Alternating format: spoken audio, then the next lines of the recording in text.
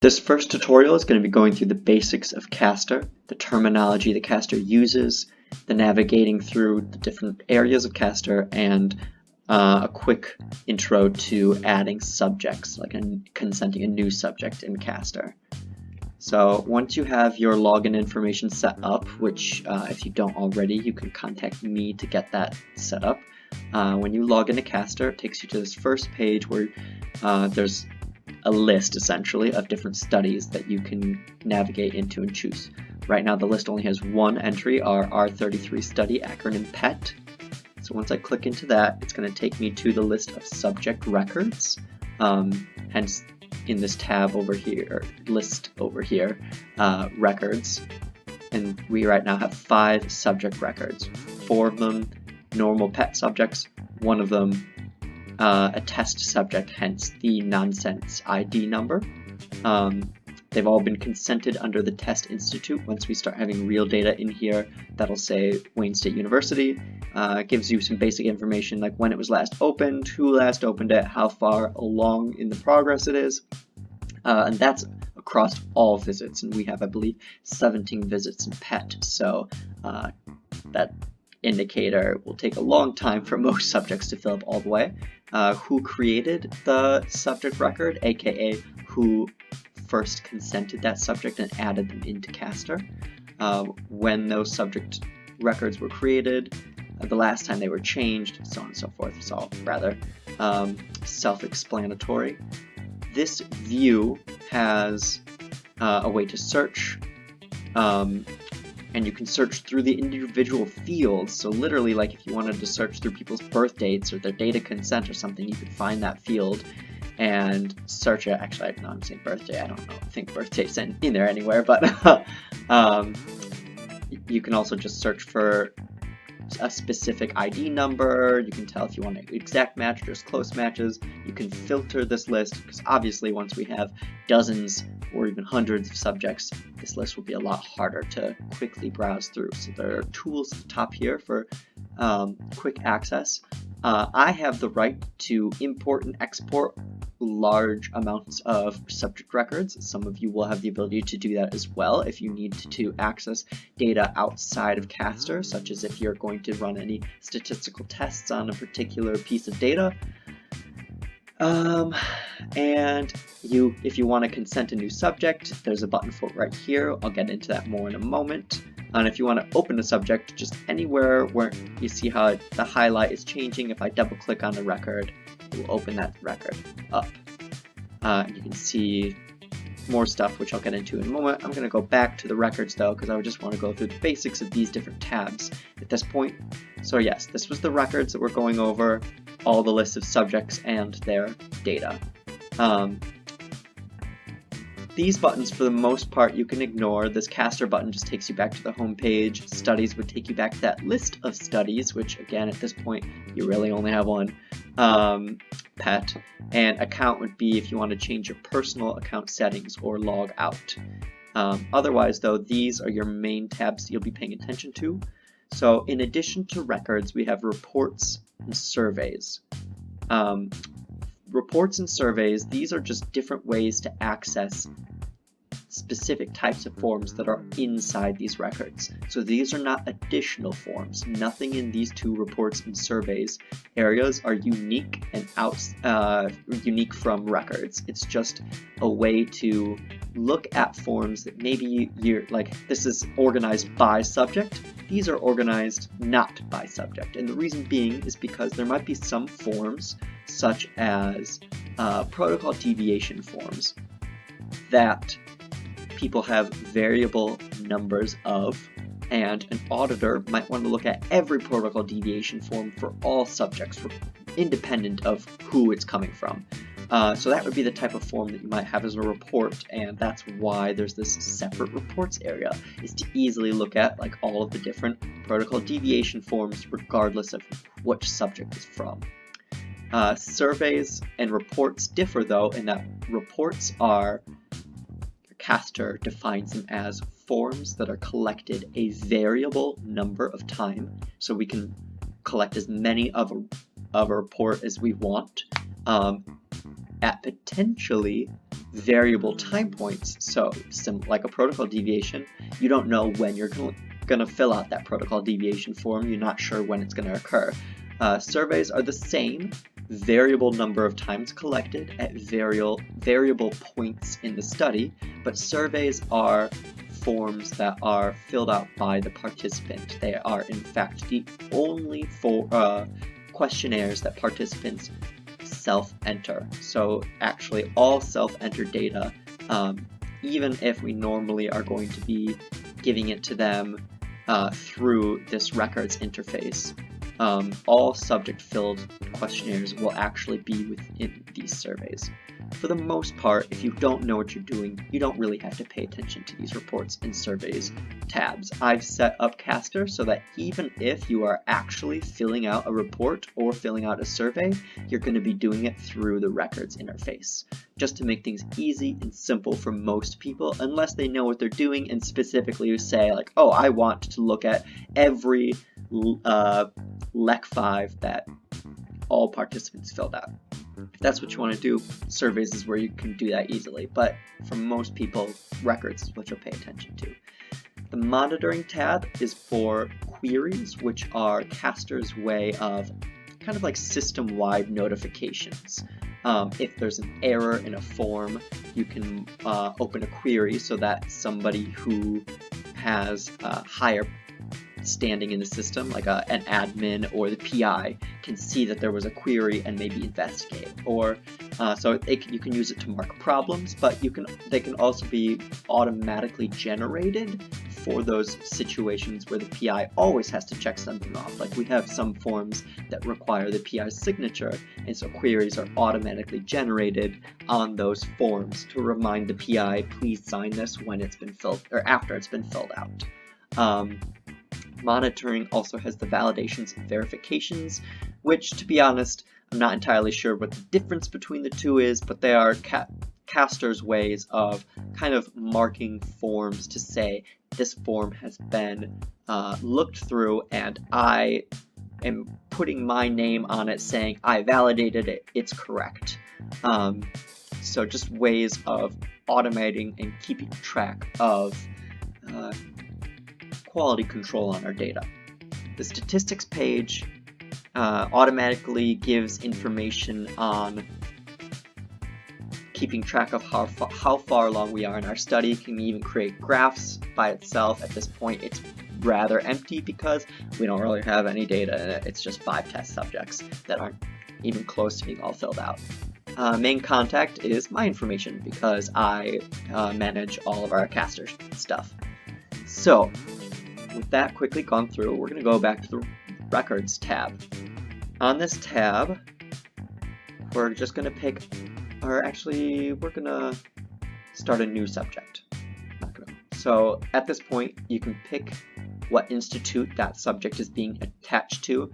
For real subjects, it's essentially always going to be Wayne State University. For a subject like this one that I'm creating, I'm going to choose Test Institute because this is going to be non-real data. I can make the record is automatically filled out, and if you notice, they said PET 5, which is because the last one filled out was PET 4. That makes things fast and easy when you're filling out real subject data. So, once I now enter this brand new, fresh subject record, I've got new tabs over here, all underneath the record umbrella. I've got a list here of different things, different visits actually, if I minimize that one, so you can click to expand it or minimize it. You've got our different visits 1 through 17 and a logs folder. If I click that, you see easy thing or repeatable things like subject-specific adverse event log and subject-specific protocol deviation tracking log. So those, as I mentioned earlier, are actually reports because we do not collect them at any specific time or at any specific visit. I have created this faux visit of logs and added them into there just to make it easy so that you don't have to jump into this reports tab to create them. You can just access them right here. So the study tab is essentially what you will be using 99% of the time. All of the forms that we filled out are within here, sorted by the different visits. Like I said before, reports and surveys are repeated forms. Surveys are ones that are subject completed. And again, just like when we were outside of this record, these tabs just are lists of all of the reports and surveys, in this case, for this specific subject, regardless of which visit they were collected on. In this way, you can create new surveys or new reports directly from here, or see the list of all the ones that have already been collected, but you don't usually have to worry about these. So if you don't know what you're doing or why you would go into them, don't worry about it. Monitoring is, again, like in the previous tab, a list of information for keeping track of the progress, the queries, the validations, and verifications. Again, though, this is just for this specific subject rather than for all subjects, as it was when we were outside of this record. So I'm going to jump back to the study forms. This first study form is actually a survey that I've created the survey and attached it to this button. So if I click this button, it shows me this little interface that has already picked exactly which survey is going to be sent. I just need to type in the email address of the participant that I want it sent to. Obviously, it would be the email address for this participant, Pet5. And I can customize the message that gets sent to them, but I need to just make sure that if I do any customization, this right here still exists, because Castor is going to fill in the link to the survey using this symbol. When I'm satisfied with it, I would save survey invitation, and the participant then gets this email and can follow the link so that they can fill out our daily COVID screener, which is the very first thing that they do before every visit. As part of our safety protocol, making sure that before participants arrive, they have not experienced any sort of COVID symptoms or had any sort of COVID exposure, and making sure that they have access to information about getting help if they have had exposure or something like that. So, like I said, this daily COVID screener should be completed by the participant before their visit. All of this is laid out in our protocol in far more detail than I'm going to go into. The next step then, I just click down on this list, or actually there's a previous and next buttons down here, takes me to the documentation of informed consent. So this then shows us an example of a of a Castor questionnaire. So this was formerly a paper document that we would fill out after our subjects completed reading and signing their informed consent document. This is filled out to document that we collected informed consent. We have turned it into now a Castor document where we would fill out, could click and say, like, if the subject was consented today, we would put that piece of information. Yes, we discussed, explained, and reviewed the consent with them. They had ample time to ask questions. They did not have any questions. Here's an example. If they did have a question and I chose yes instead, another field pops up. And in fact, you can see this is a subfield of this previous one because it's linked to it. And this, then I would type in any questions that this participant had asked. You might notice that these circles are turning green as I answer these questions and fill out these text boxes. That's because these questions are all marked as required. In order for us to get a completed status rather than an in-progress status for this particular form, I need to fill out all of these questions so that they're no longer orange and are therefore green. That's how the overall progress of a participant is kept track of. Not all data entry is marked as required. That's because some questions the subject may not have anything to put, or for certain things like this table down here, it's a more complicated data capture than just a radio button, and there's no simple way to mark it as required, as an example of something that isn't required. But once I go through and mark all of these, That's interesting. This should have turned green. Oh, I believe that the reason why this did not turn green is because this is where an automatic query was generated. And let's see, queries. Yep, an automatic query was generated attached to this question saying the PI of the study needs to e-sign this step. That's because previously on the paper documents, or the paper version of this document, the PI would attach her signature to it after she reviewed it. Because we can't do paper signatures with Castor, we do e-signs instead, which I'll show you how to do in a moment. But this was an example that I mentioned earlier on of a query automatically being generated to remind us not to forget to do this. So once okay, so I'm going to close that for now because no one has e-signed this. If, for example, or I should say once, for example, it's time to e-sign it, and Christine, our PI, has logged into Castor, she would come to this subject, come to this record, and choose this set of ellipses, which is the options for this questionnaire, and she would choose sign this step.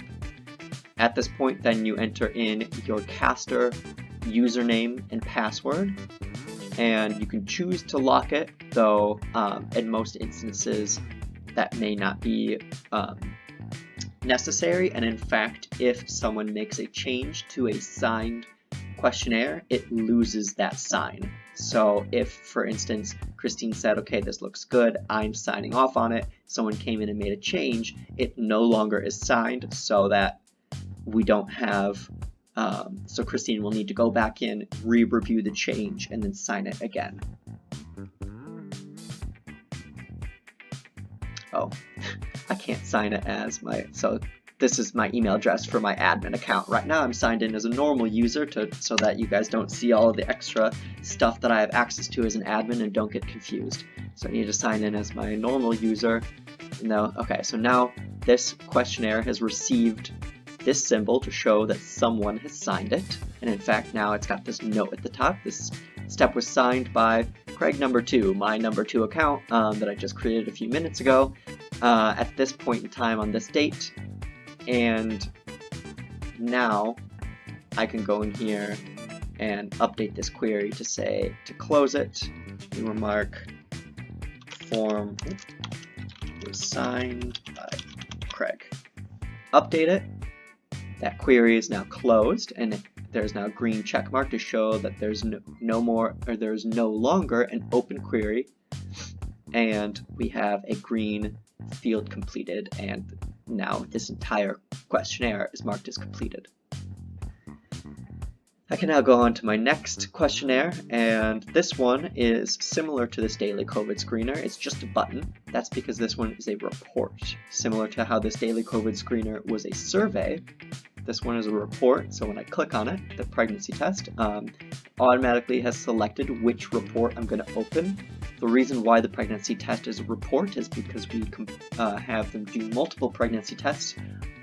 They are collected at specific times, but I found that it was easier to, rather than creating duplicates of normal questionnaires, if I had a questionnaire that was filled out multiple times, if I turned it into a report and then just added a button to link to that report within the list of normal questionnaires, it was much simpler and faster to do it that way. So when I click create, it opens up that pregnancy test report. When I am satisfied with the information that I have filled in, just filling in nonsense at this point, I can either add another. In this instance, that doesn't make any sense, so instead I'm just going to click close report, and that report is now saved. If I wanted to add another pregnancy test, I could click this open pregnancy test form again. That starts a fresh report for the pregnancy test. If instead I wanted to view the pregnancy test that I just entered, I can find it under the reports tab on the left here, and here's that pregnancy test. And I can double click on it to open it up and edit it if I need to. Go back to the study, which is the list of normal questionnaires, and from there can continue. The mini is a humongous questionnaire. It's like 40 pages long. and we collect it multiple times, so I turned that one into a report to save me from having to make a bunch of copies of this gigantic monster of a questionnaire. So similarly to the pregnancy test a moment ago, if I open the mini, so I can, something I didn't mention a moment ago is that while I cannot change what report is being opened, and then I cannot change what phase, which phase is in all intents and purposes Castor's lingo for visit, I can't change those pieces of information. It's always going to be if I start the mini with this button from right here, it's always going to be attached to this visit 1, and it's always going to be the mini. I could customize the name, but Castor suggests using the name of the form with the date and the time, and under most circumstances that's going to be pretty adequate. That is enough information to uniquely identify that report, especially in light of the fact that we know what phase it's attached to, and the mini is not collected multiple times within a single phase, aka not collected more than once a visit. But if I really wanted to, I could customize this and say mini visit 1 instead of the date and time, or something else along those lines. So the mini, like I said, it's a huge questionnaire. So it has within itself multiple steps, each one with a full set of questions. I'm not going to go through the mini itself right now. That will probably be a future video. But something to keep in mind is that the mini is full of automatic calculations, full of stuff that I created. That, for instance, down here, this says suicidality no and suicidality score 0. These fields automatically update based on the radio buttons that we're answering up here. And so that, like, this is a piece of code that is adding up their score and evaluating, was that score high enough to say suicidality yes. Because these mini pages are full of these automatic calculations, they take a while sometimes to load. It's kind of slow. You can see it's thinking, like on that one. Be gentle, be patient. It has to evaluate a whole bunch of stuff all at once, and if you're trying to jump through these pages too quickly, it can make it get finicky. So I would just say be patient when answering these questions. Take your time. Yes, it may slow things down a little bit, but hopefully in the long run it will save you time, because if you are making a whole bunch of answers really quickly and things start acting up, that'll waste a lot of time. So once you get through the entire mini with the subject, similarly to the pregnancy form, all you have to do is click close report. You do not have to click save on anything. Everything automatically saves by itself at all times. So anytime you make any change at all, it's instantly saved. So at this point, I'm hoping that you kind of are getting the idea of how you would fill out these different questionnaires. Some of them, like this PII baseline, we only fill it out one time ever. So rather than having to click a button to open a report for it, the questions for the PII baseline are just right away, bam. The moment you open it, they're there, and you can start filling it out. Others, like the LEC and PCL, that is a self-report. So just like that COVID screener at the very beginning, this one has a button, and when I click it, it opens up this survey package information or invitation, and I would fill out the participant's email and send them the link to fill out those questionnaires. And once a subject fills out any surveys at all, they will then show up within this survey list. And we're going to go through a subject that has more data filled out in a moment to kind of give you some examples. Well,